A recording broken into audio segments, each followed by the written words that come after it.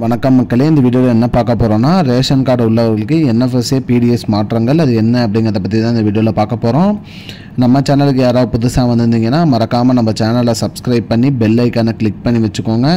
இந்த வீடியோவுக்கு ஒரே ஒரு லைக்கை மட்டும் கொடுத்துருங்க. வாங்க வீடியோக்குள்ளே போகலாம். பொதுவாக பார்த்திங்கன்னா ரேஷன் கார்டில் பார்த்திங்கன்னா நிறைய அப்டேட் கொண்டுட்டு வந்துட்டு இருக்காங்க. அந்த வகையில் பார்த்திங்கன்னா ரேஷன் கார்டு உள்ளவர்கள் அனைவருமே பார்த்திங்கன்னா ரேஷன் கார்டை அப்டேட் பண்ணி வச்சுருக்கணும். மேலும் கேஒய்சி புதுப்பிச்சு வச்சுருக்கணும்னு சொல்லியிருக்காங்க. அந்த வகையில் பார்த்திங்கன்னா ரேஷன் கார்டில் கேஒய்சி அப்டேட் பண்ணுறதுக்கு கடைசி தேதியாக ஏப்ரல் 30 தான் கொடுத்துருக்காங்க.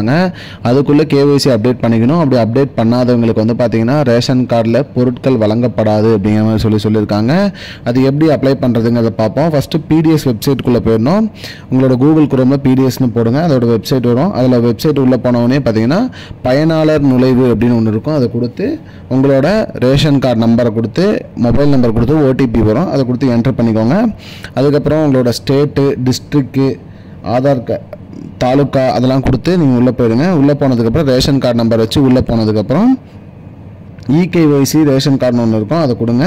கொடுத்ததுக்கப்புறம் ரேஷன் கார்டு நம்பர் கேட்கும், அதை போட்டுக்கோங்க. ரேஷன் கார்டு நம்பர் போட்டதுக்கப்புறம் ஆதார் கார்டு நம்பர் கேட்பாங்க. ஆதார் கார்டு நம்பரையும் என்ட்ரு பண்ணுங்கள். என்ட்ரு பண்ண ஆதார் கார்டு பார்த்திங்கன்னா ரேஷன் கார்டில் யார் பார்த்திங்கன்னா ரேஷன் கார்டு யார் பேரில் இருக்கோ அவங்களோட ஆதார் கார்டை என்ட்ரு பண்ணுங்கள். அவங்களுக்கு ஒரு ஓடிபி போகும், அந்த ஓடிபி என்ட்ரு பண்ணுங்கள். என்ட்ரு பண்ணதுக்கப்புறம் நீங்கள் பார்த்துக்கலாம் எத்தனை பேர் இணைச்சிருக்காங்க இணைக்கலைங்கிறது. இது இல்லை அப்படி மொபைலில் பண்ண முடியல, டைரெக்டாக ரேஷன் கடையிலே போயிட்டு பிஓஎஸ் இயந்திரத்தில் நீங்கள் உங்களோட ரேஷன் இகேஒய்சி புதுப்பிச்சுக்கலாம்.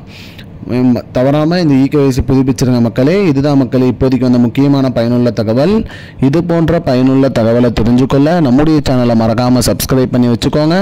இந்த வீடியோவை உங்கள் ஃப்ரெண்ட்ஸ் அனைவருக்குமே ஷேர் பண்ணிடுங்க. நன்றி மக்களே. முன்ன பின்ன தெரியாத ஒரு பையனுக்காக விடுற அந்த மனசு இருக்க, அதான் கடவுள்.